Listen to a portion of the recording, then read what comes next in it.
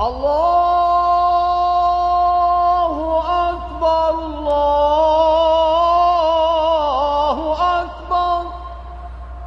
Caire, un muezzin appelle les fidèles musulmans à la prière.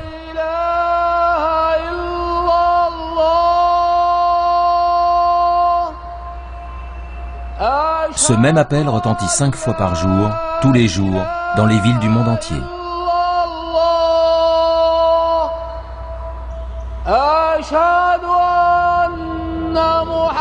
Près d'un quart de la population du globe y répond, unie dans l'esprit éternel de l'islam.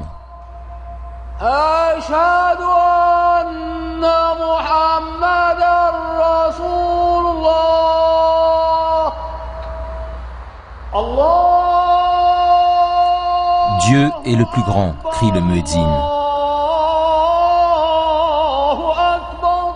J'atteste qu'il n'est pas d'autre Dieu que Dieu. J'atteste que Mahomet est le messager de Dieu.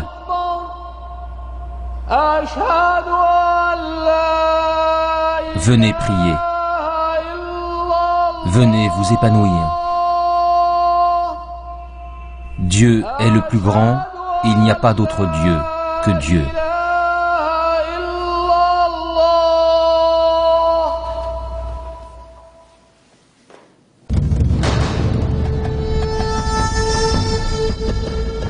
Historiquement, la civilisation islamique a été l'un des plus grands accomplissements de l'humanité.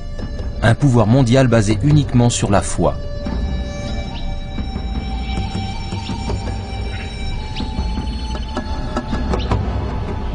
Une révolution spirituelle qui allait façonner les nations de 3 continents et fonder un empire.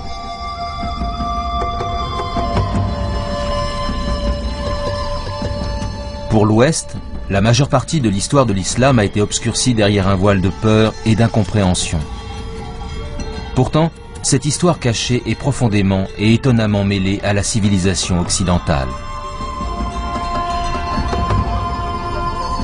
Ce sont les savants musulmans qui ont redécouvert l'ancienne sagesse des Grecs, tandis que l'Europe se morfondait dans l'âge des ténèbres. Ce sont eux qui ont semé les graines de la Renaissance, 600 ans avant la naissance de Léonard de Vinci.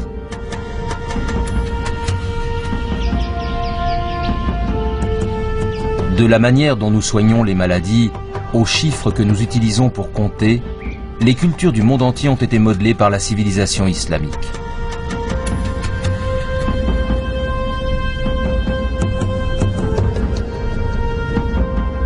Et tout ceci commence avec l'existence d'un homme ordinaire. La profondeur de son message va changer le monde à jamais. Il se nomme Mahomet.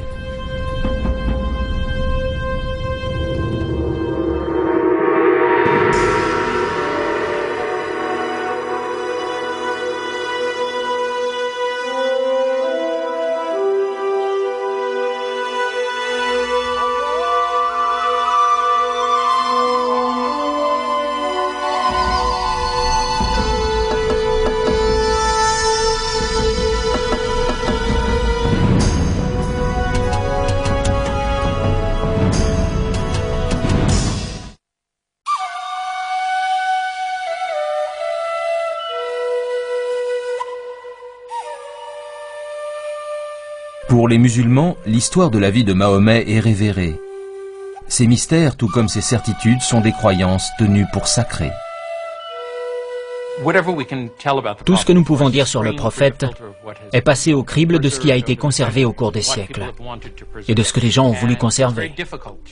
À partir de ces sources pleines d'adoration, il est très difficile de distinguer l'être humain ordinaire, la personne qu'il était.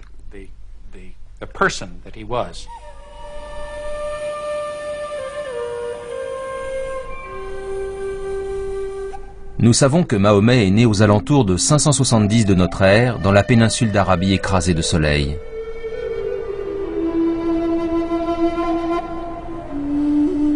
Une terre sauvage et aride, peuplée par des tribus bédouines, constamment en guerre.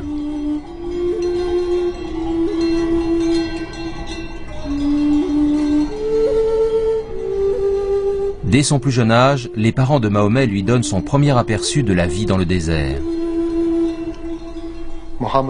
Mahomet venait de la ville de la Mecque, mais on l'avait envoyé vivre avec les Bédouins, car même à la Mecque, on pensait qu'ils étaient les détenteurs des valeurs culturelles arabes les plus importantes. Quant aux Bédouins, ils trouvaient que les citadins avaient perdu les vraies racines de la culture arabe, de la poésie et de l'élevage des animaux, et de toutes ces choses qu'ils faisaient si bien.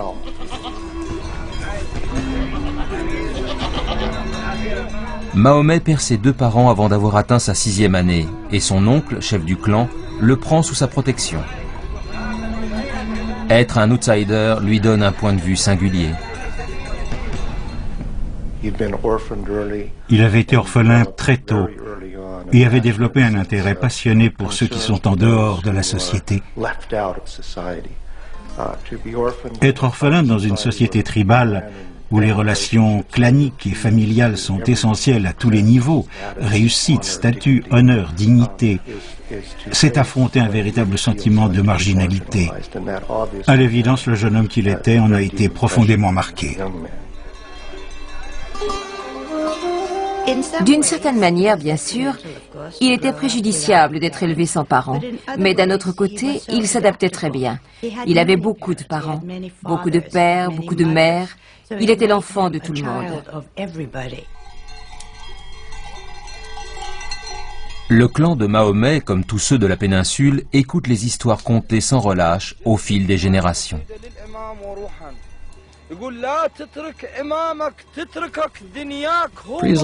La civilisation arabe pré-islamique était une culture essentiellement orale. On avait un très grand respect et une admiration sans borne pour ceux qui pouvaient s'exprimer oralement, surtout ceux qui pouvaient réciter de la poésie au pied levé. Les poètes faisaient partie des personnages les plus importants de la tribu. Ils en chantaient la gloire et ils racontaient son histoire. Pour les Bédouins, le verbe a une importance mystique. Les poètes relient la tribu à ses ancêtres et célèbrent des valeurs plus anciennes que la mémoire. La poésie est le lien qui unit les Bédouins, exaltant leur victoire, pleurant leur défaite.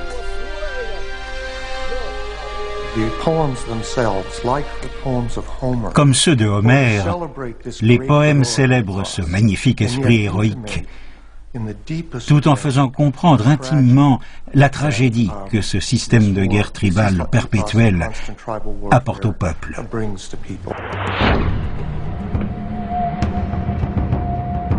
La guerre et les conflits sont les sombres réalités d'une époque dangereuse. L'oncle de Mahomet lui donne la formation dont il aura besoin pour survivre dans un monde où même les prophètes doivent manier l'arc et les flèches.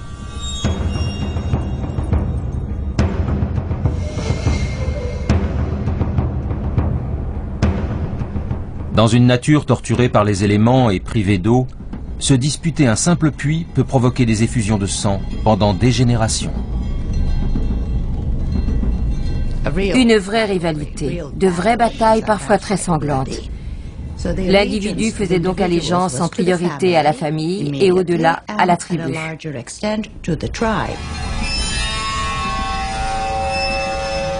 Sans la protection de la tribu, personne ne peut survivre.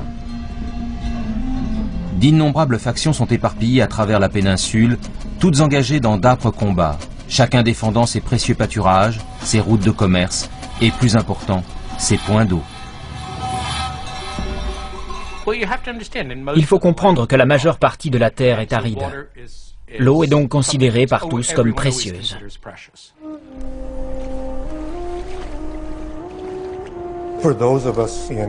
Pour nous qui vivons dans des climats plus humides, il est difficile de comprendre la profondeur et le rôle central du symbole de l'eau dans les sociétés du désert, où il ne pleut qu'une ou deux fois par an et où quelques gouttes font la différence entre la vie et la mort.